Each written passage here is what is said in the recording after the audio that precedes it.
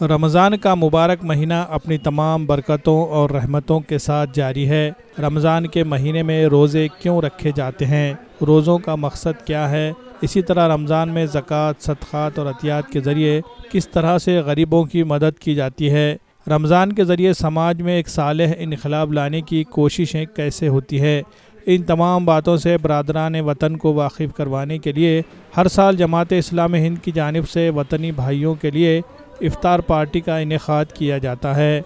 इसी सिलसिले की एक कड़ी के तौर पर शहर के अतिथि होटल में एक इफ्तार पार्टी का अहतमाम किया गया। सद्भावना मंच और जमात इस्लामी हिंद के मुश्तरका ताउन से मुनक़िदा इफ्तार पार्टी में मुख्तलिफ़ मज़ाहिब से ताल्लुक़ रखने वाले समाजी कारकुनान और रहनुमाओं के अलावा आम लोगों ने भी कसीर तादाद में शिरकत की और इस प्रोग्राम के इनेकाद पर जमात इस्लामी हिंद और सद्भावना मंच के ज़िम्मेदारान की सताइश की।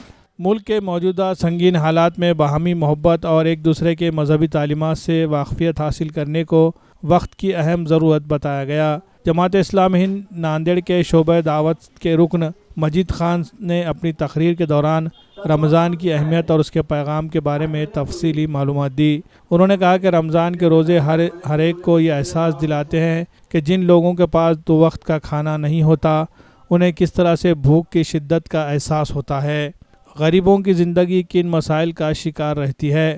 ज़कात के ज़रिए मालदारों का पैसा गरीबों में तकसीम होता है। मोहम्मद बरकत सर ने जमात इस्लामी नांदेड़ की जानिब से समाजी व तिब्बी मैदान में अंजाम दी जाने वाली खिदमात की मालूमात दी। उन्होंने कहा कि जमात इस्लामी नांदेड़ की जानिब से शहर के मुख्तलिफ़ मकामात पर इमदादी दवाखाने चलाए जाते हैं, जहाँ पर महज 10 रुपये फ़ीस लेकर तिब्बी मुआयने के साथ साथ दवाएँ भी दी जाती है। इन दवाखानों से गरीबों को बहुत फ़ायदा हासिल हो रहा है। इफ्तार का वक्त होते ही तमाम शुरका ने इज्तिमाई तौर पर इफ्तार किया।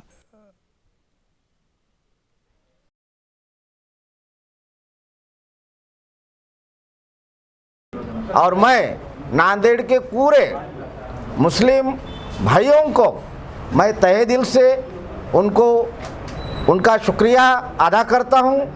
और आज इस पार्टी में जो लोग समाविष्ट हुए हैं तो गैर मुस्लिम लोगों ने इफ्तार पार्टी रखना चाहिए ताकि वो सही असल में भाईचारा हो जाएगा, सद्भावना।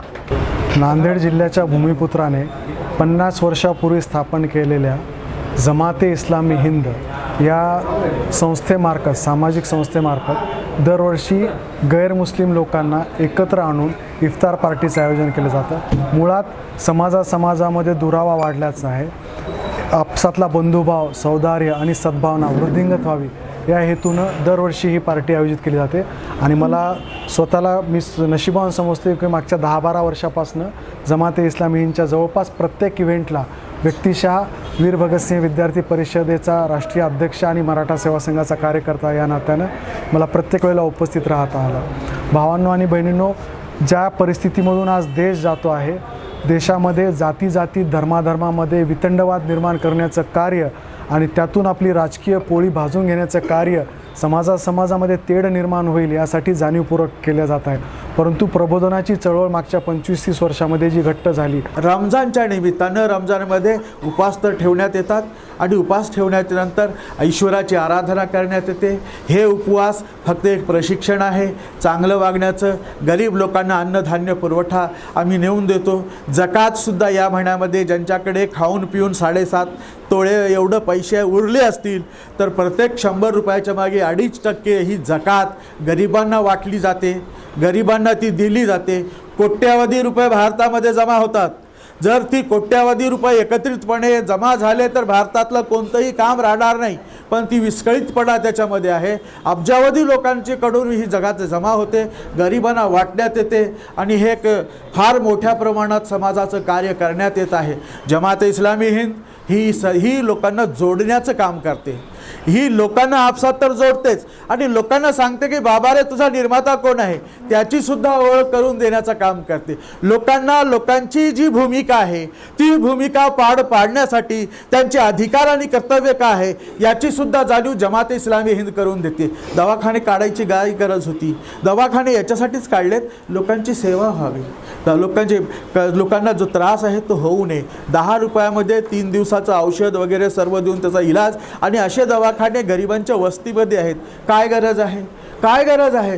ही एकच भावना आहे, लोकांना त्रास होऊ नये. पुस्तकं वाटण्यात येतात, क्लासेस घेण्यात येतात, गरिबांचे ट्युशन घेण्यात येतात मुफ्तमध्ये, कपडे वाटण्यात येतात, अन्नधान्य वाटण्यात येतं, त्यांना अनेक बाबतीत त्यांना संरक्षण देण्यात येतं. ज्या ठिकाणी दुष्काळ पडला असेल, कुठं पूर झाला असेल, कुठं आणखीन काही आपत्ती आली असेल, तिथं जमात इस्लामी जाऊन आपलं मदत करत असते. आणि ह्याच मदतीच्या कामामध्ये पूर्वी असंच होतं, सर्व धर्मीय लोक एक दुसऱ्याची मदत करायचे, एक दुसऱ्याला भेटायचे. शिंदे सर पहिले असंच होतं ना, एक दुसऱ्याला भेटायचे, एक दुसऱ्याची मदत करायची, एक दुःखाच्या सुखदुःखामध्ये सहभागी व्हायचे.